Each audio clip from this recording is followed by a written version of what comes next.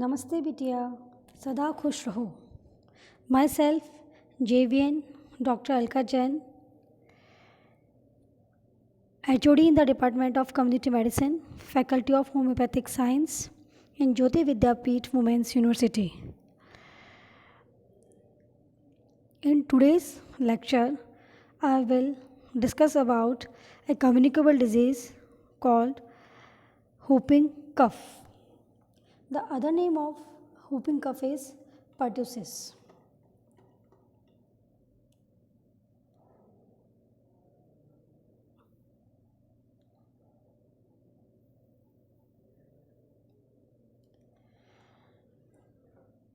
The whooping cough is an acute, highly infectious disease of the respiratory tract, and the causative organism is Bordetella pertussis. Diphtheria is common among young children, and the disease is transmitted by droplet infection. And clinically it is characterized by mild fever, attacks of cough with a characteristic whooping due to sharp indrawing of breath, which is terminated by the vomiting.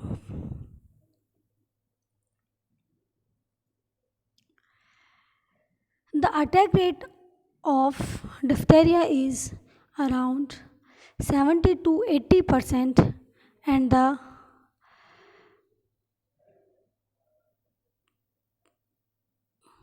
case fatality rate is 5 to 15%. In China, the disease is known as 100-day cough.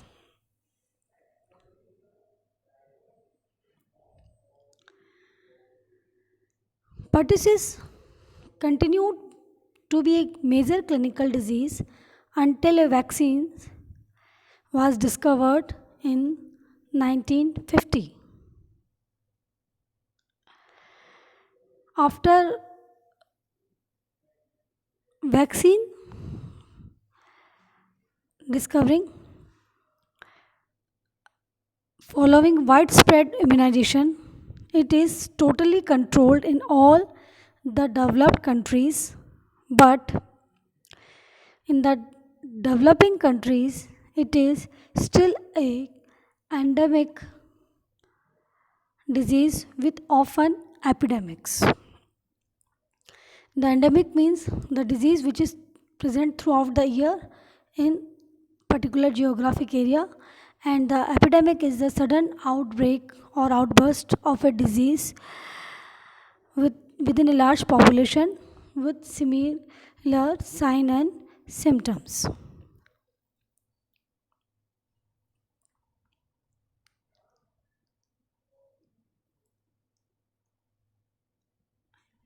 In India,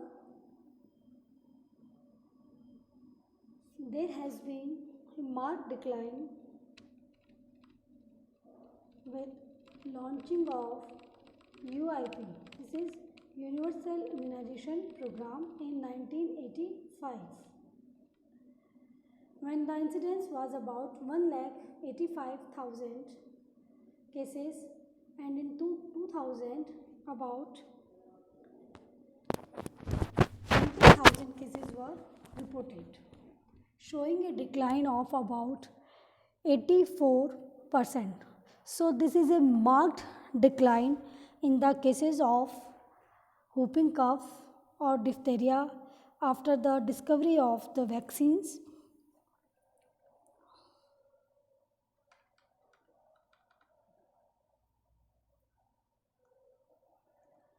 Now we will discuss in detail about the epidemiological or determinants factors for diphtheria one by one. So first of all, agent factors, then host factors, and in environmental factors.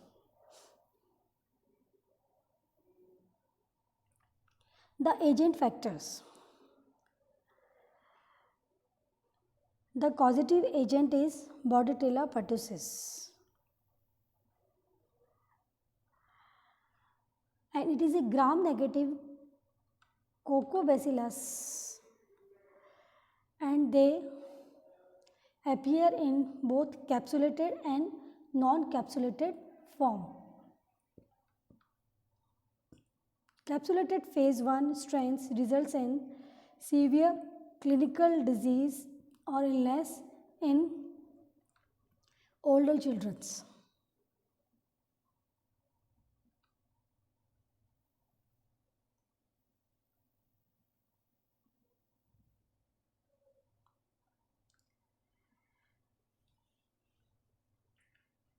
The bacillus produce an exotoxin, which is not only an important virulence factor but also acts as a mediator for attachment to the respiratory cells. The organisms survive for very short period outside the human body. Now the reservoir. Human beings are the sole reservoirs. Mild undetected cases are responsible for the prevalence of the disease. And there is a no carrier state. And it is a very important thing about this bacilli that it is not present in the as a carrier state. Now the infective materials. The infective materials are nasopharyngeal secretions. The period of infectivity. Maximum infectivity is during the first week of the illness. This is during the catarrhal stage and lasts for about another 3 weeks during the paroxysmal stage.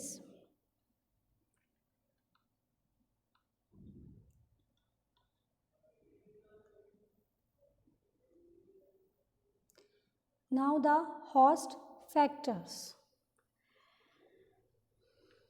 First of all, age incidence. So pertussis is a disease of preschool children. This is before 5 years of age.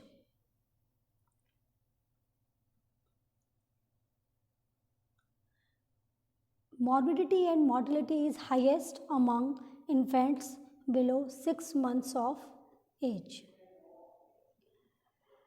Now the sex incidence. It occurs more frequently and seriously among female children in comparison to male children. Now the immunity, the child is susceptible from birth itself because of maternal antibodies do not appear to protect the infant. One clinical illness or active immunization confers 80 to 90% immunity, and the second attack may be seen in 10% of cases, and there is a no cross immunity against Bordetella pertussis.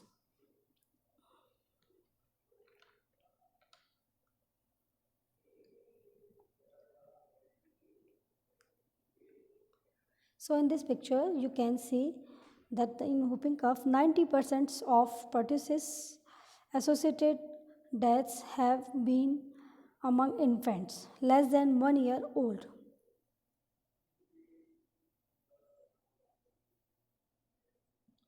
Now the environmental factors. It is an endemic disease occurring throughout the year but is highest in winter season because of indoor living and overcrowding. And it is predisposed by poor socio-economic conditions, poor living conditions, ill ventilations and malnutrition and large families. So these are the factors which promotes the communication of or transmission of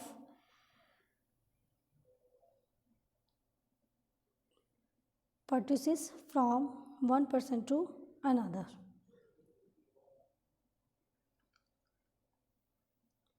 Now the modes of transmission.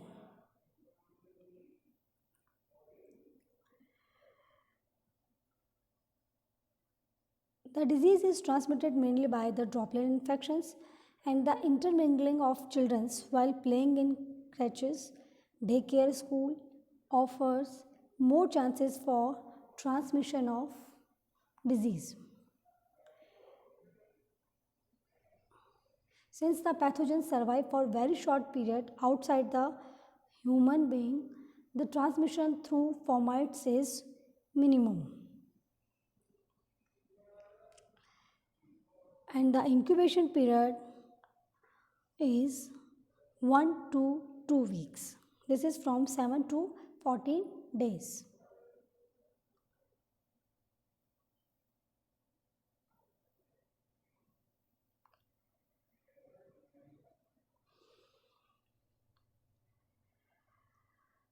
The organisms are not invasive, so they cause inflammation and necrosis of the respiratory epithelium, leading to secondary bacterial infections, and they produce toxins. In this picture, you can see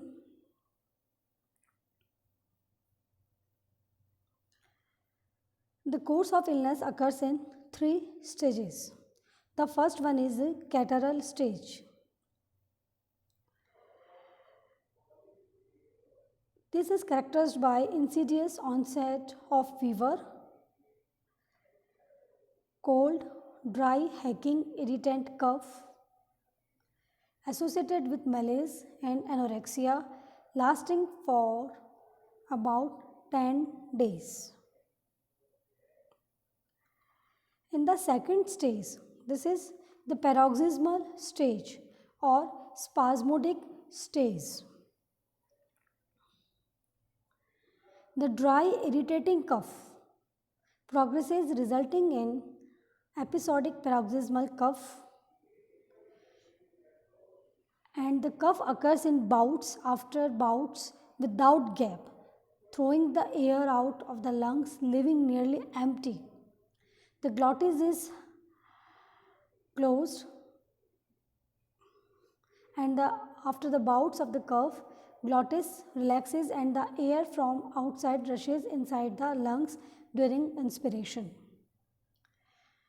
This gush of air through the glottis creates a classical, a deep, high-pitched inspiratory whoop, which is the characteristics or red line symptoms of this disease, and so the name is whooping cough. During the paroxysms, the face of the child becomes congested, eyes widen with tears, mouth opens with saliva dropping and is often cyanosed.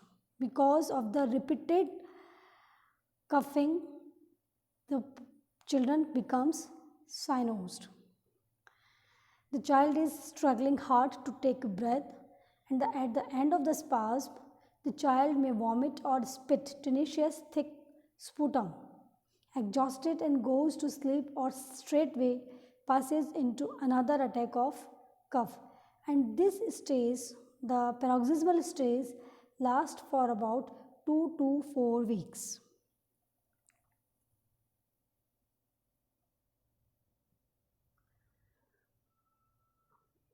After the paroxysmal stage, the third stage comes, and which is the convalescent stage, and this stage lasts for another 2 to 4 weeks, and the symptoms diminishes in frequency and severity, and the recovery is very slow.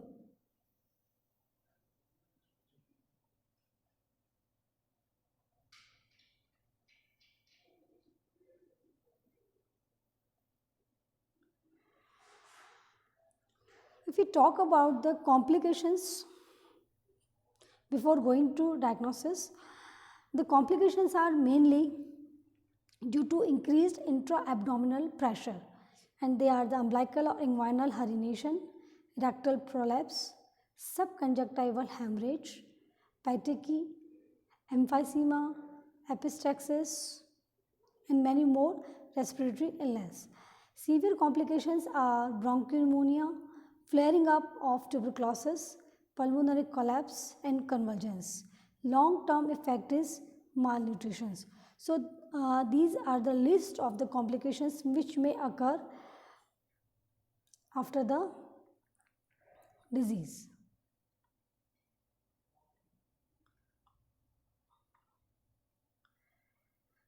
Now the diagnosis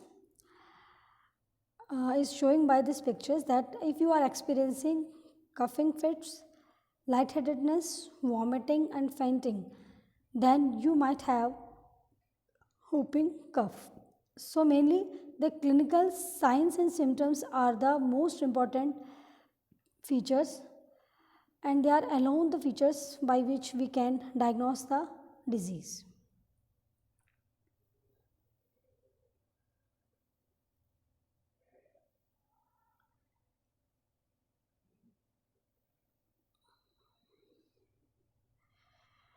The lab investigations are the complete blood count, lymphocytosis, culturing of nasopharyngeal swabs on a nutrient medium, polymerase chain reaction, this is PCR, and direct fluorescent antibody test, and serological methods in which the complement fixation test.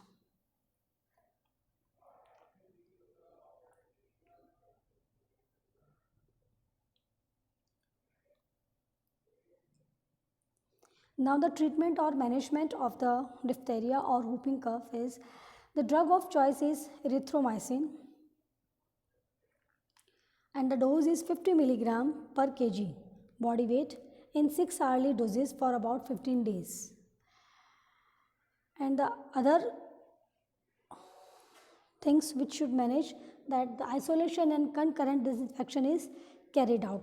The concurrent disinfection is the disinfection of the secretions.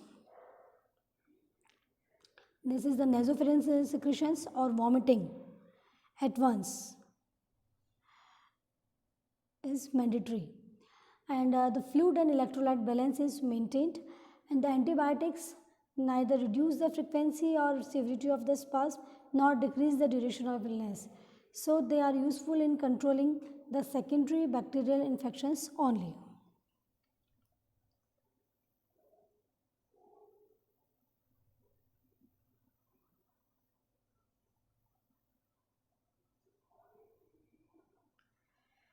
Now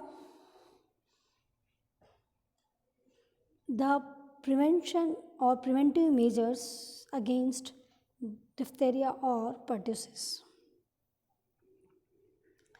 Active immunization against pertussis is the only effective preventive measures, and there are mainly the two types of vaccines available in the market. The first one is the vaccines of single antigen, and it is a killed vaccine. The dose of this vaccine is 0.5 ml deep intramuscularly,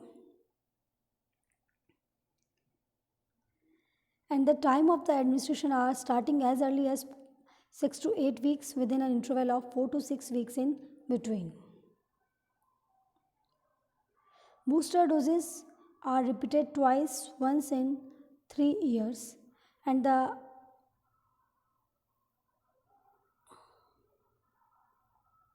efficacy of this single antigen is 70 to 80%.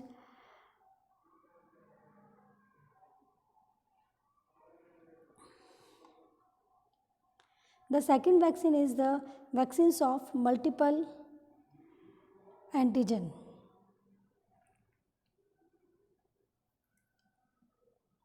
This is combined vaccine. This is the vaccine of choice under DPT or UIP. 3 doses each of 0.5 ml intramuscularly is recommended during 6th, 10th, and 14th weeks, followed by a booster dose during 18th months.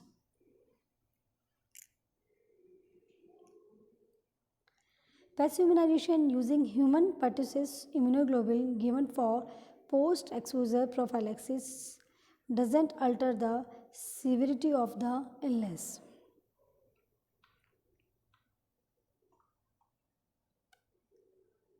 So, it is not advised.